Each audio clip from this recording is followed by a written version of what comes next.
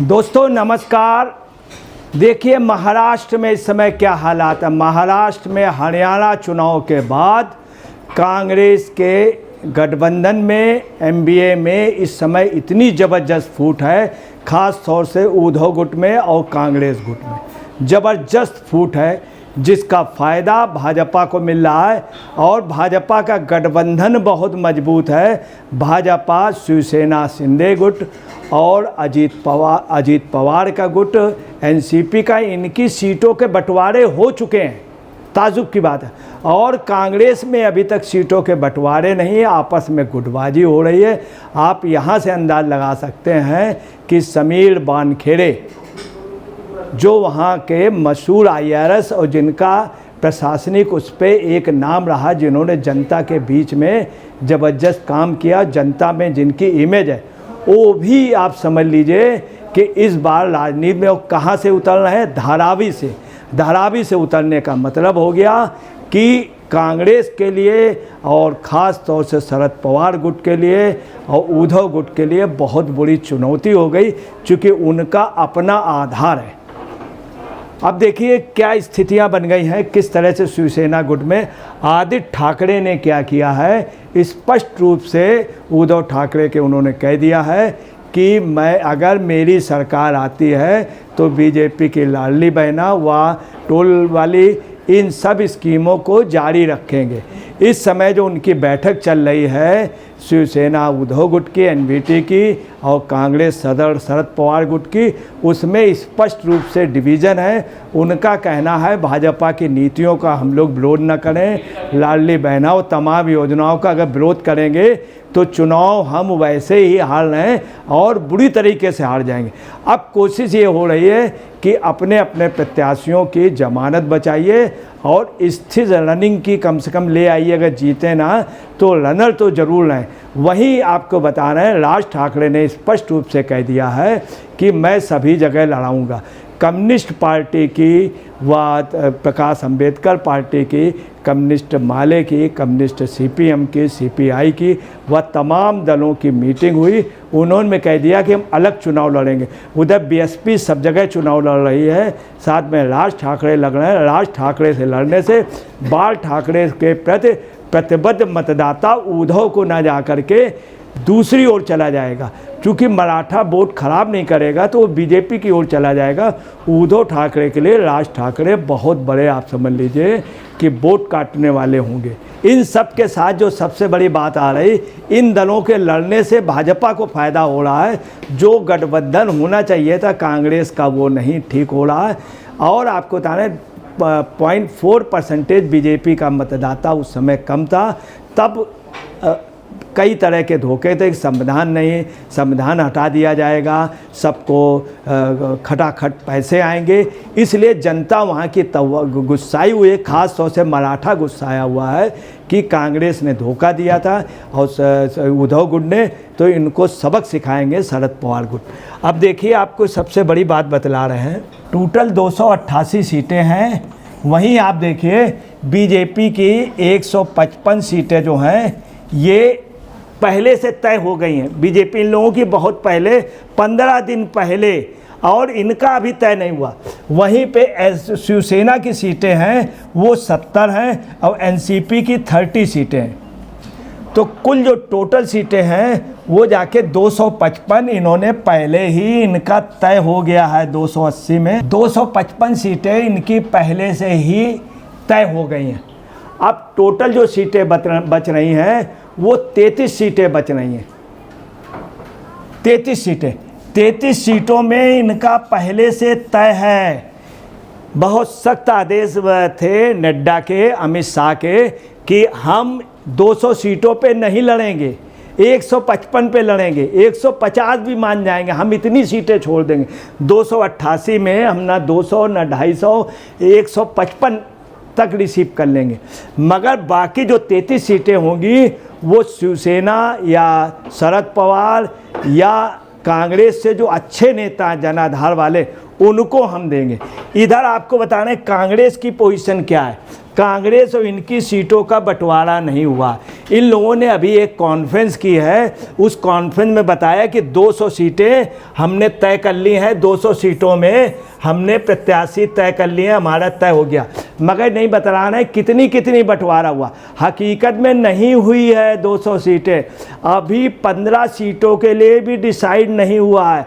सबसे बड़ी बात बता दें, कुछ नेता, नाना पटोले, तमाम लोग ऐसे हैं, प्रियंका चतुर्वेदी के जो एक रिलेटिव हैं, वो संजय राउत के गुट के लोग, इन सब की सीटों पे दावा जो है उनका है शरद पवार का। और वहीं कांग्रेस का है, कांग्रेस शिवसेना में एक एक सीट की फाइट इस बात की कि यहाँ से हम लड़ेंगे और शिवसेना कह रही है हम लड़ेंगे। बॉम्बे में स्थिति ये है कि कांग्रेस कह रही है 80% सीटें में लड़ेंगे। शरद पवार ने स्पष्ट कह दिया कोई प्रश्न ही नहीं उठता है कि आपको वो 30% से ज़्यादा सीटें नहीं देने को तैयार है बम्बई में। वहीं आपको बताना है बारामती वगैरह जहाँ पे उनका गढ़ है शरद पवार का, इनका स्पष्ट कहना है कि ना हम कांग्रेस को भी एक सीट देंगे, ना ही उद्धव शिवसेना को देंगे। यहीं पे डिस्प्यूट हो रहा है। दूसरी आपको बताना है 200 सीट की अफवाह बिल्कुल गलत है। इधर शरद पवार ने भी कह दिया कि नेता बनने का कोई भी मुख्यमंत्री पहले से तय नहीं होगा। शिवसेना को स्पष्ट मना कर दिया गया है, कांग्रेस को भी कर दिया। कांग्रेस के हौसले इस समय वैसे भी गिरे हुए हैं। अब आया मुख्यमंत्री वाली बात। मुख्यमंत्री कांग्रेस का तय नहीं, इनका मुख्यमंत्री तय है पहले से। आपको बता रहे हैं कि उप मुख्यमंत्री देवेंद्र फडणवीस से कल पूछा गया पत्रकार वार्ता में, बहुत घुमा के पूछा गया कि आपका तो नेता तो तय नहीं, मुख्यमंत्री का है तय नहीं।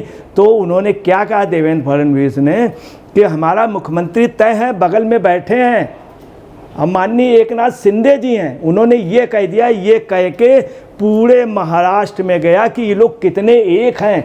उन्होंने स्पष्ट रूप से कहा कि हैं ये हमारे मुख्यमंत्री यही होंगे।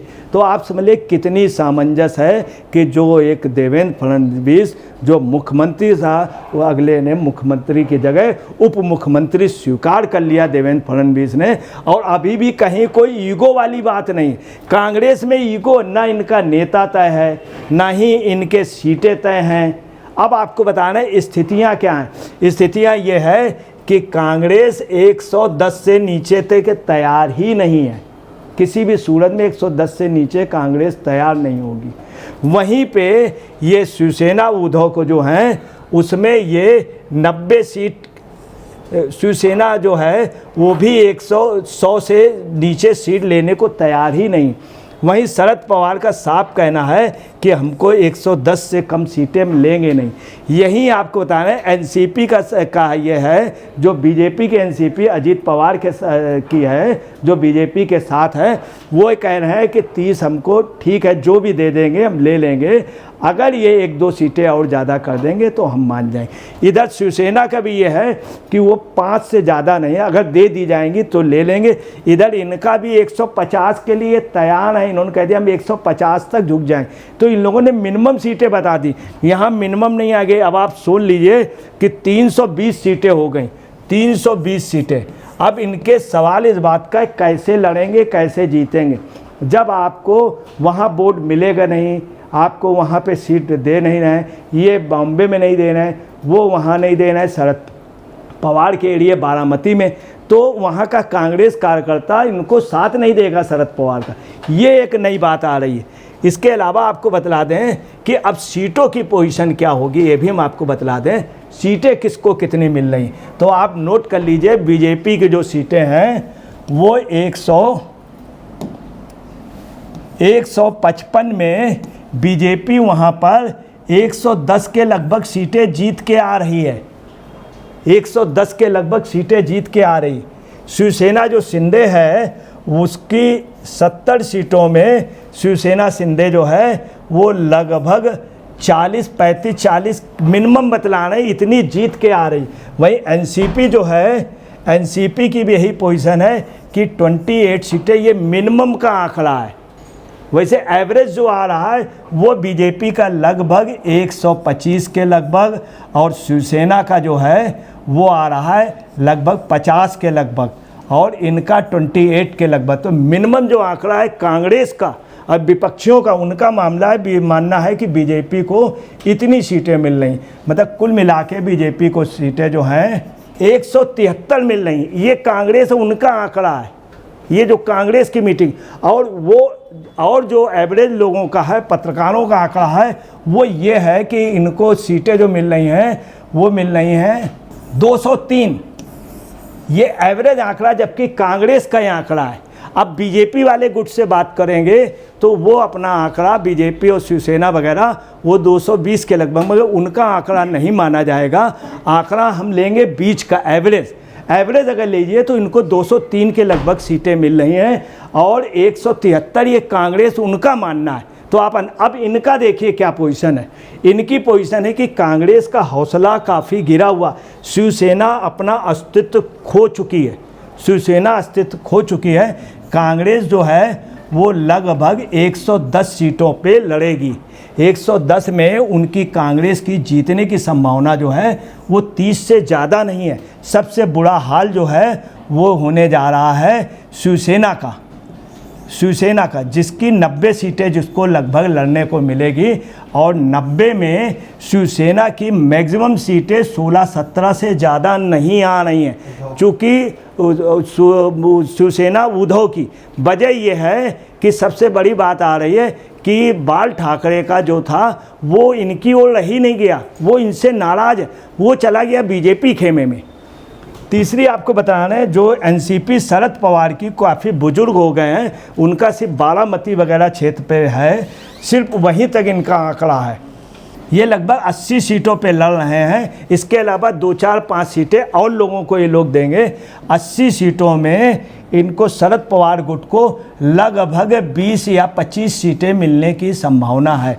तो बहुत अच्छी पोजीशन पे भी इनके जो आंकड़े हैं वो 72 से ज़्यादा नहीं जा रहे हैं कांग्रेस के। उसकी वजह शिवसेना का आधार चला गया, कांग्रेस कमज़ोर हो गई। दूसरी लाडली बहना योजना के लिए इन लोगों ने समर्थन कर दिया, तो ये खुद ही अपने ही उससे डाउन हो रहे हैं। तो जो स्थितियां हैं, अब आप देखिए कि मेन वजह आ गई। अब ये एक साथ हो गए सब। अब जो बाल ठाकरे का जो वहाँ सेकंड रूप माने जा रहे हैं वो मोदी और अमित शाह को लोग कहने लगे सेकंड बाल ठाकरे, और मोदी को बिल्कुल मानना है। तो इनका जो मतदाता था वो मोदी के प्रति हो गया। तो बाल ठाकरे के मरने के बाद आज मोदी और अमित शाह की वहाँ पर वही इमेज बना ली, बल्कि कुछ लोगों का यहाँ तक कहना उससे भी अधिक बना ली। चूँकि बाल ठाकरे बम्बई से बाहर नहीं निकले, इन्होंने हिंदुस्तान और दुनिया का में नाम पैदा किया मोदी ने। और साथ में शिंदे जो हैं वो पूरे उनके पुत्र के रूप में माने जा रहे हैं। वहाँ के लोग ये भी कहने लगे कि बाल ठाकरे का असली पुत्र जो है, असली जो उनके उत्तराधिकारी हैं वो शिंदे हैं। ये एक सबसे बड़ी बात है। वो उद्धव ठाकरे को मानने को तैयार नहीं है। इसका बेनिफिट जा कर के बीजेपी को जा रहा, इसलिए बीजेपी के फेवर में ऐसा लगता है कि भाजपा वहाँ पे क्लीन स्वीप ले जाएगी। दोस्तों नमस्कार, मैं अजय पत्रकार।